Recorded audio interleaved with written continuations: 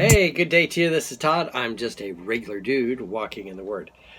We are talking today about Melchizedek, and it's entitled, Who is Melchizedek? Okay, it's a person that you hear of briefly, and let me tell you, he's only mentioned 3 times in the Bible. Okay, and in those 3 times, it doesn't tell us anything of his ancestry. He just kind of pops into the whole thing and then leaves just as quickly. Okay, so I'd like to start out by reading today. There's 3 passages where it takes place. It's actually in Genesis 14 verses 17 through 20, which we're going to read today. Then also Psalm 110 verse 4, and then also Hebrews 6:20 through 7:28. All right, so let's read Genesis 14 verses 17 through 20, and I have it here in my Bible ready to go. So it says this: After Abram returned from defeating Chedorlaomer and the kings allied with him, the king of Sodom came out to meet him in the valley of Sheva. That is the king's valley. Okay, that's not Melchizedek. That's the king of Sodom. That's a very different king. Okay, he's the really kind of the king of evil there, and he's a different guy that's going to be talking to Abraham, and we're going to be talking about him tomorrow. Verse 18: Then Melchizedek, king of Salem, brought out bread and wine.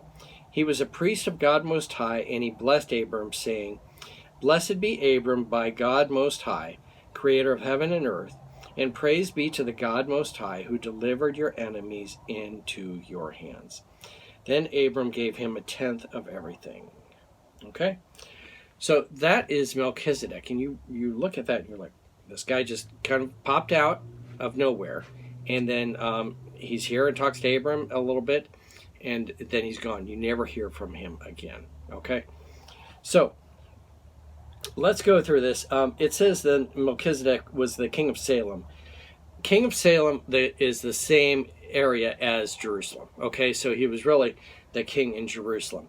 And he was a person who followed the one true God, one God. Everyone else was around there was polytheistic. They worshipped many gods. But Melchizedek is worshiping one God, the one true God. Okay, so very different than the whole surrounding region here. And it says, and he brought out bread and wine. Okay, bread and wine is symbolic of communion. Okay, and it's symbolic of the body and blood of Jesus. Okay, and it's pointing to Jesus, really, here.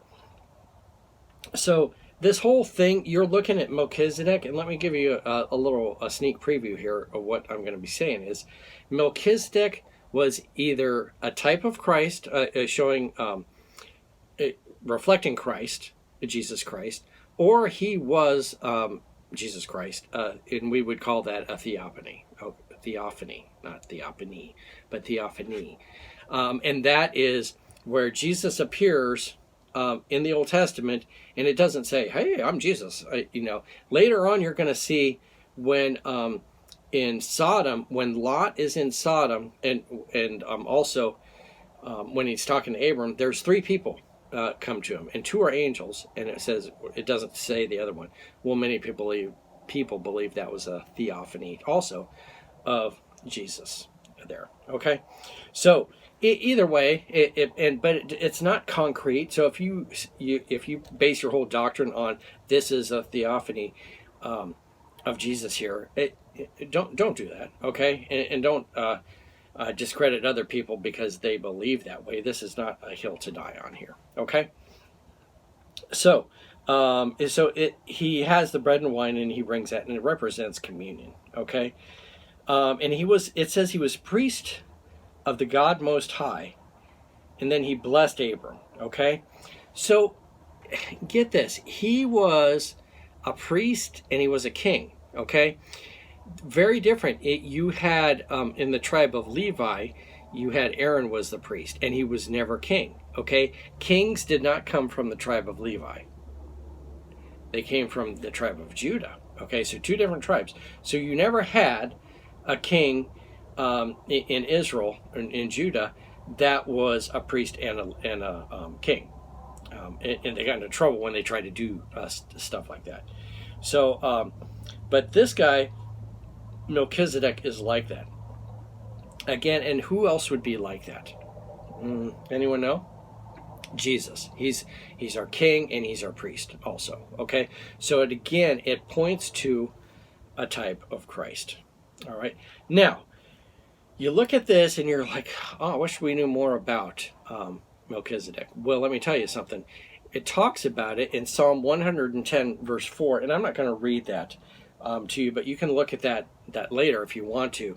Oh, you could spend like a whole sermon on this Melchizedek.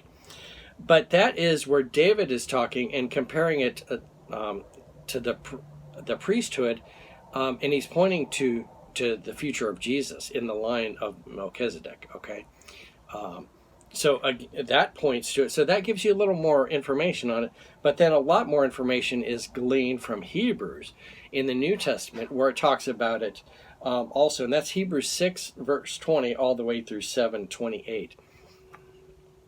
And that talks about, because remember, the book of Hebrews was written to the Jewish people. And that talks about Jesus being in line with Melchizedek and the typology involved with that. So that gives you more of an example with that. So hopefully that helps explain who this Melchizedek is.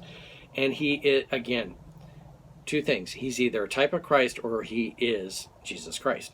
Okay, here, and he does it, and he gives. I'll close with this. He blesses Abram here, and let me read that blessing. Blessed be Abram by God Most High, Creator of heaven and earth, and praise be to God Most High, who delivered your enemies into your hands.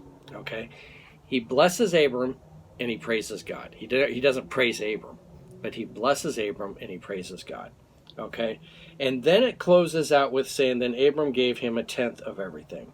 So when he did that, when Abram gave him a tenth of everything, he was underneath Melchizedek. Melchizedek was on a higher plane than Abram, and by him tithing, this is the first record of tithing here, but it shows that Abram was in submission to Melchizedek here.